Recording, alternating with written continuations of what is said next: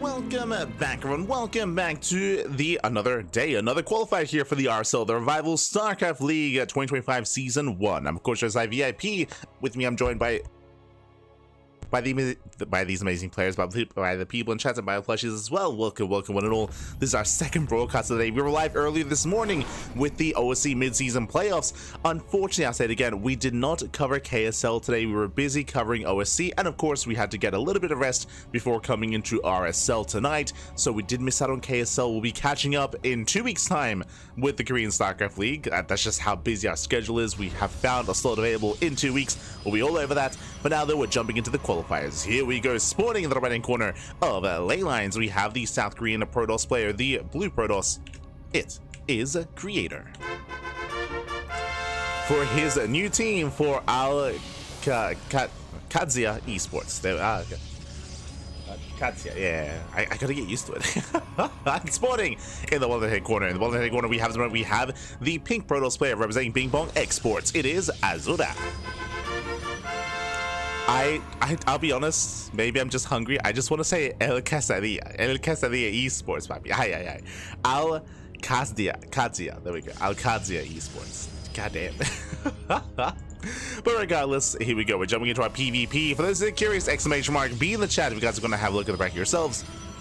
The bracket is live. The bracket is a little bit slim here today, I will say that at least. It is a little bit slimmer. I don't think as many Korean players are aware of this qualifier. For those that are curious, the RSL, the Revival StarCraft League, is an initiative initiated here and brought together by those working in South Korea, by State, by Tasteless, by Ziggy, and by Gemini as well, by the foreign community content creators, and by those in Korea coming together, making a Patreon and hosting an offline event. I say an offline event, I believe they're going to be casting from a studio. I believe they have rented and they are setting up a studio to broadcast the main event, and I do believe they plan on hosting the finals live and flying players over. I say finals, maybe the playoffs as well, depending on how much support they do gain via Patreon. Al amigo Esports. See, papi, see, let's go. God damn. But yeah, shout out to Creator. Fun fact, by the way, we do host the podcast on a weekly basis where we go over all the news, and right after we ended the podcast this week, bam, we got the announcement that Creator joined a new team. It was after the podcast. Like, god damn, every time, unironically, like it happens so often where we finish the podcast and then we have a player sign up. It's like, god damn it.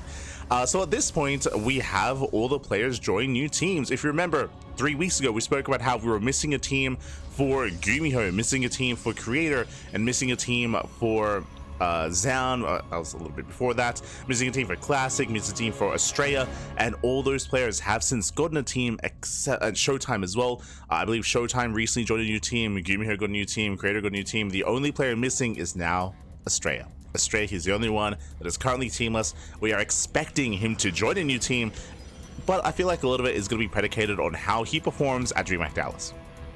So depending on how DreamHack Dallas does go, I mean, we'll see if Australia is able to get a spot, able to make it to EWC, bearing in mind that, of course, EWC spots are quite limited to be a part of the Esports World Cup. So again, it's going to be quite crucial when it comes to getting into that event and how many spots are available and how performances are in these big offline tournaments. Until then, though, we're going to be settling in. Do have our 2-get opener into expansion at a Creator, likewise 2-get opener into expansion from Azura as well. So far, so good. We're settling in. We have a bit of a more standard opener, at least initially. Here we go. A lot of players don't want to play here. I think a lot of it is just, I think probably a lot of players just aren't as aware. They aren't as aware of the events. Otherwise, focusing on GSL, bearing in mind that GSL Season 2 qualifiers are next week. That's also, I'm sure, a factor. All the other events that are going on, but it's all good. It's all good. We appreciate the players that are competing and taking part in today's qualifier. Do appreciate it.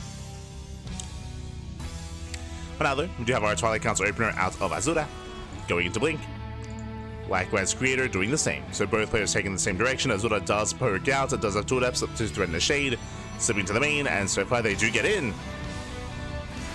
I'll slip in. Oh, also before I forget, sorry, it was a bit of a chaotic start here, but predictions in the chat are now open. Place your bets on who you think will claim the series, on who you think will make it through. Best of luck in the chat. Oh, as 4 still going to be thrown down. Creator is thrown away from his own natural. The boys are being pulled and probes are going down. Yeah, boys are falling, but alas, we also locked down the Stalkers as well. Blink is not done. And the Shield are putting in a lot of work. The probes, they win the fight. Oh my god, the boys are crazy. 4 probes go down, but the boys, they survive on their own, even without any Stalker support. The hell just happened? that one Shield battery was just putting in the work. 4 probe kills. Creator, he does defend, he does hold, mate. His probes are built different. And with that, he moves out. He does move out, he does counterattack. Azura, he bled out. Look at these trades. 2 adepts, 1 stalker, 1 sentry for 4 probes. That was like a 1-to-1 trade for like units wise. Mate, those probes are crazy. Oh my god. And Blink is now done. Creator, he dives into the main, does get into the economy. Picking up some workers, like Azura trying to keep up. Blink is still not yet done. After the Spiraling goes down, D powers the Twilight Council, still no Blink. Blink is delayed, 3 probe kills. Creator, he rotates. Gonna pull Azura apart. Does look to pull him apart. Azura setting up a proxy across the map, getting ready for a 2-base all-in.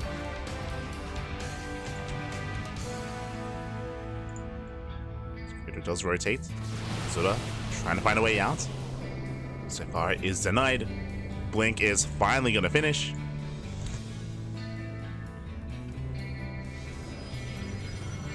Finally does complete. And how many gateways are we on? We have 4 gateways back at home. We have a proxy 5th gateway across the way. So again, it's going to be a 5-gate 2-base all-in out of Azura. Meanwhile, Creator expands. Oh boy. Creator, he expands. Creator, he's on a much lower gateway count, but he's taking up into charge, into Immortal production as well. In a longer game, Creator, he will outscale Azura, but only in a longer game.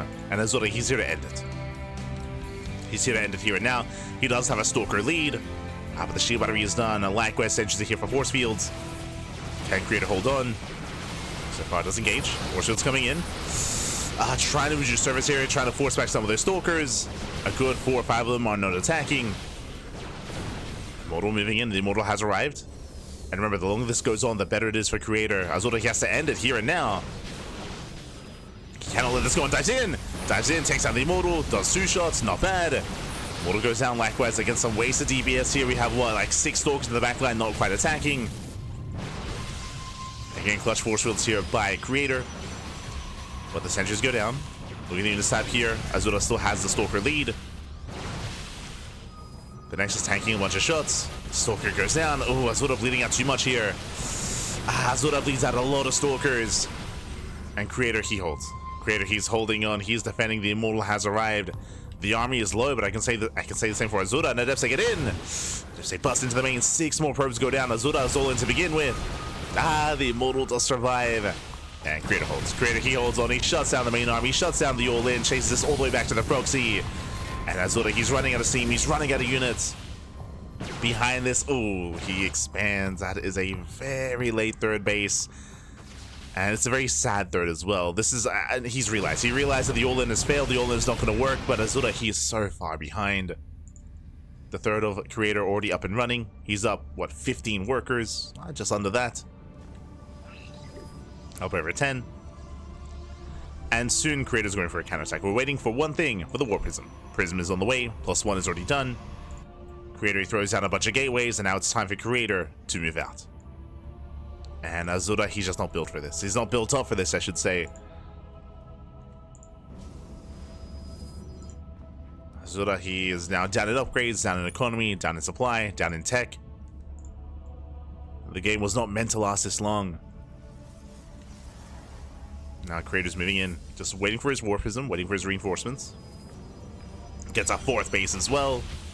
And GG gets called. Creator, he will take game number 1. GG. GG, well played again. Creator able to stabilize, able to defend, able to survive the initial 2-base all-in. But it wasn't just that. He was able to harass across the map, able to delay the push, snipe some pylons, snipe some stalkers, get into the mineral line as well. It was a very impressive defense that Creator had initially before all of that, which was being able to hold on to the natural base with the bare minimum. Remember, he had his ramp force fielded. He had no stalkers on the low ground. He had 0 fighting units, and he held with the boys and with the shield battery. It was crazy. It was crazy impressive what Creator was able to perform without any stalkers himself. Held and then was able to snowball from there. GG. GG well played. With that, Creator takes the lead, and now we're getting ready for game number 2.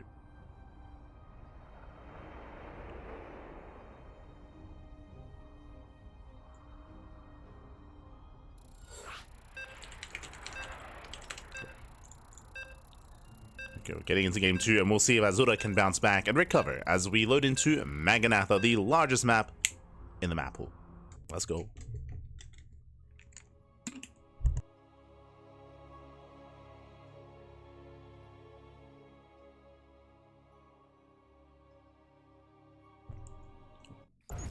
We go.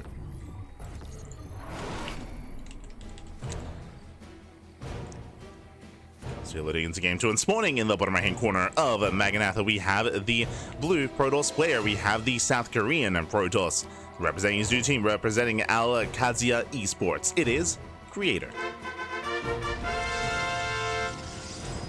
And spawning in the top left-hand corner, we have the Italian Protoss player, the red Protoss representing Bing Bong Exports. It is Azura.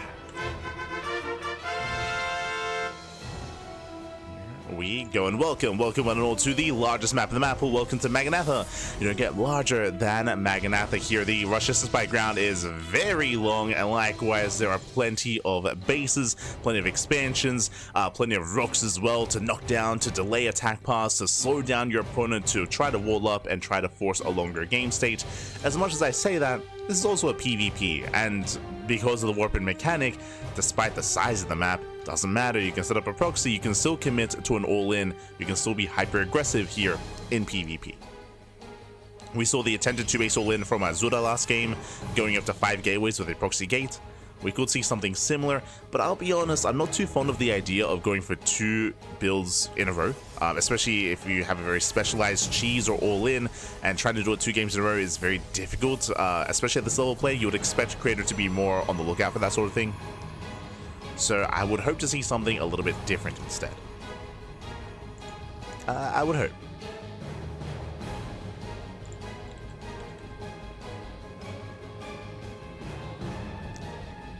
As we are building up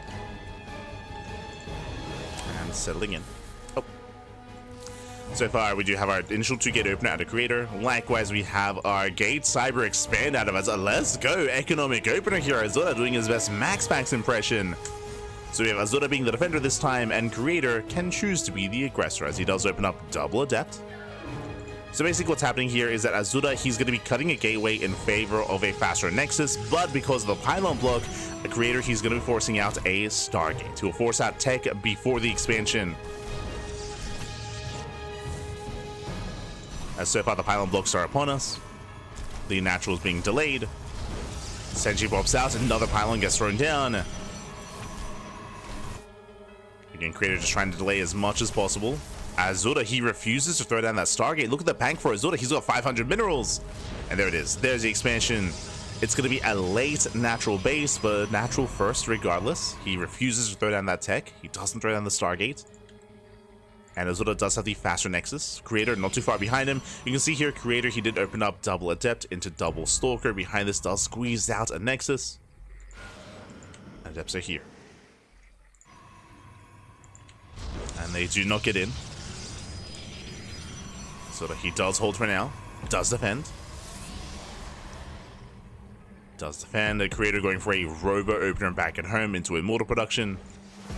Adepts once again, they threaten the shade. Azura does have a higher probe count, and Azura will have the better economy. Initially, the pressure is on Creator to get some damage done, as Creator has a later expansion and a lower probe count. Creator backing in. Does break it. Oh.